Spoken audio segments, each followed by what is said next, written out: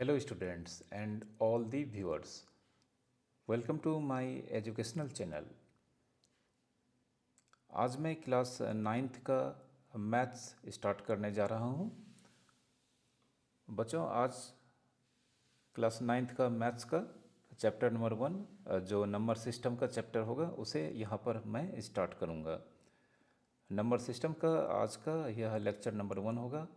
आने वाले दिनों में इसके और भी बहुत सारे लेक्चर्स आपको देखने को मिलेंगे।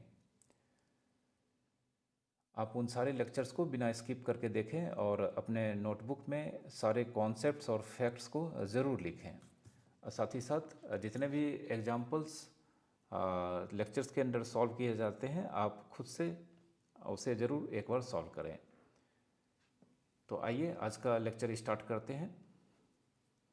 नंबर सिस्टम को जानने से पहले या इसे हम डेप्थ में स्टार्ट करने से पहले जो प्रीवियस क्लासेस में नंबर्स के बारे में कॉन्सेप्ट बताए गए हैं उसके बारे में आपको यहाँ पे थोड़ी बहुत बातें बताता हूँ जिसे इस चैप्टर में हम लोग यूज़ करेंगे।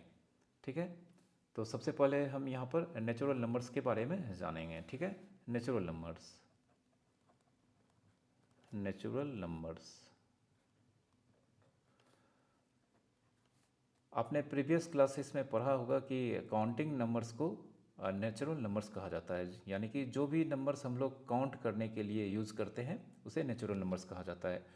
और काउंट करने के लिए जो नंबर यूज होता है वह 1 2 3 4 5 6 सो ऑन, ये सारे नंबर्स ही हम लोग किसी थिंग्स को, किसी ऑब्जेक्ट्स को काउंट करने के लिए यूज़ करते हैं। ठीक है, तो ये सारा नंबर्स नेचुरल नंबर्स कहलाता है। मैथमेटिक्स में नेचुरल नंबर्स के कलेक्शंस को जो सिंबल यूज़ किया जाता है वो इंग्लिश का कैपिटल लेटर एन होता है। ठीक है, जितने भी नेचुरल नंबर मतलब पूरे सारे नेचुरल नंबर्स के कलेक्शंस को एन से रिप्रेजेंट किया जाता है। ठीक है, और नेचुरल नंबर्स का लास्ट नहीं होता है, मतलब हम यह नहीं कह सकते हैं कि नेचुरल नंबर का काउंटिंग ख़त्म हो जाता है। इट एक्सटेंड्स इनडेफिनेटली, मतलब ये एक डेफिनेट समय के बाद इसका एंड नहीं होगा बल्कि ये इनडेफिनेटली एक्सटेंड करता चला जाएगा। इसे आपको याद रखना है। इसे कैपिटल एन से रिप्रेजेंट किया जाता है। दूसरा जो सबसे इम्पोर्टेंट नंबर है वो होल नंबर्स।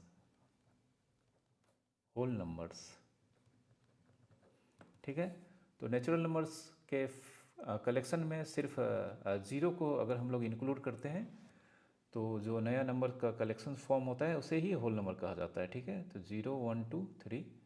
ठीक है, और यह भी इसका भी एंड नहीं होता है, मतलब कोई लास्ट होल नंबर नहीं होता है। It also x tends indefinitely. ठीक है, इसे आपको याद रखना है। और होल नंबर के कलेक्शंस को डब्ल्यू से रिप्रेजेंट किया जाता है। ठीक है, इंग्लिश के कैपिटल लेटर डब्ल्यू से। इसे आपको याद रखना है। ठीक है, उसके बाद आता है इंटीजर्स का इंटीजर्स। तो जितने भी होल नंबर्स हैं और साथ ही साथ नेचुरल नंबर्स के निगेटिव्स जितने भी नंबर्स हैं वो सारे को अगर हम एक साथ कलेक्ट करके लिखते हैं तो यह इंटीजर्स के कलेक्शंस को फॉर्म करता है। ठीक है, -3 -2 -1 0 1 2 3। अब देख सकते हैं ये सारा नेचुरल नंबर्स है और ये इसका अपोजिट है, और ये यहाँ से ये सारा होल नंबर्स हो गया। ठीक है, तो इसे अगर हम सबको मिलाकर लिखते हैं, कलेक्शंस फॉर्म करते हैं, तो यह इंटीजर्स के कलेक्शंस को बनाता है। ठीक है, जीरो के राइट साइड ये सारा जो भी नंबर्स है नेचुरल नंबर्स, इसे पॉजिटिव इंटीजर्स कहा जाता है। ठीक है, तो ये सारा नंबर्स हो गया आपका पॉजिटिव इंटीजर्स। और जीरो के लेफ्ट साइड जितने भी नेचुरल नंबर के अपोजिट या नेगेटिव नंबर्स हैं इसे नेगेटिव इंटीजर्स कहा जाता है, नेगेटिव इंटीजर्स। और ज़ीरो को न्यूट्रल इंटीजर बोला जाता है, यह न्यूट्रल है। Zero is a neutral integer. ठीक है, और इंटीजर्स के कलेक्शंस को मैथमेटिक्स में इंग्लिश के कैपिटल लेटर जेड से रिप्रेजेंट किया जाता है। जेड, और कभी कभी किसी बुक में आई से भी रिप्रेजेंट किया जाता है। ठीक है, तो यहाँ पे 0 +-1 +-2 +-3, ठीक है। इस तरह से भी बहुत सारे बुक्स में आपको लिखा हुआ मिल जाएगा इंटीजर्स के कलेक्शन। इसका भी लास्ट नहीं होता है, मतलब हम ये नहीं कह सकते हैं कि ये एक समय में आके इंटीजर्स ख़त्म हो जाता है। इट आल्सो एक्सटेंड्स इनडेफिनेटली, ठीक है।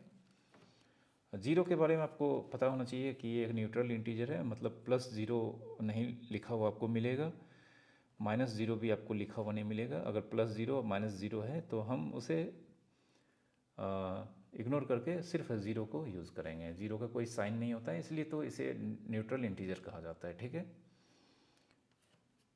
अब हम लोग रैशनल नंबर के बारे में जानते हैं। रैशनल नंबर्स, कोई भी नंबर जो कि p/q या a/b के फॉर्म में होगा, ठीक है। जैसे कोई भी नंबर है x है और इसका जो फॉर्म है, जो लुक है, वो p/q के फॉर्म में है, और यहाँ p और q क्या होना चाहिए, इंटीजर्स होना चाहिए, where p and q are integers. लेकिन एक कंडीशंस है, जो यहाँ पे नीचे वाला वैल्यू q है, इंटीजर्स तो होना चाहिए बट ज़ीरो नहीं होना चाहिए, q ज़ीरो नहीं होना चाहिए, ठीक है। कोई भी नंबर जो p/q के फॉर्म में एक्सप्रेस किया जाता है या लिखा जाता है और कंडीशंस है कि q ज़ीरो नहीं होना चाहिए, तो वो एक रैशनल नंबर को रिप्रेजेंट करता है, ठीक है। जैसे 2/3, 4/-7, 11/13, -2/7, 3, 2, चूँकि 3 को हम 3/1 लिख सकते हैं, 2 को 2/1 लिख सकते हैं, 0/5, ये सारे नंबर्स रैशनल नंबर को रिप्रेजेंट कर रहे हैं, ठीक है। और रैशनल नंबर को मैथमेटिक्स में q से रिप्रेजेंट किया जाता है। रैशनल नंबर के कलेक्शंस को मैथमेटिक्स में q से रिप्रेजेंट किया जाता है, ठीक है। और यह भी रैशनल नंबर्स का कलेक्शंस भी इनडेफिनिट होता है, इट आल्सो एक्सटेंड्स इनडेफिनेटली, ठीक है, जो आगे चल के क्लियर हो जाएगा।